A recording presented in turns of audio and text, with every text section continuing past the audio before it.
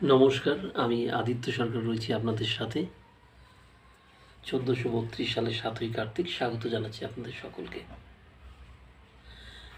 আপনাদের যেমন বলেছিলাম ভক্তি বিষয়ে একটু বলবো। প্রথমে বলছি আমি খুবই আমি সাধারণভাবে বলছি।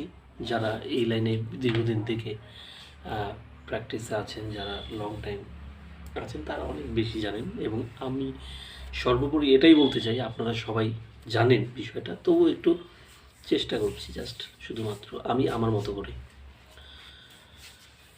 ভক্তি জগতে প্রবেশ করার যে ফার্স্ট বেসিক বিষয় আমার 5টি বেসিক বিষয় মনে হয়। মেন 5 প্রিন্সিপাল অফ লাইফ ভক্তি: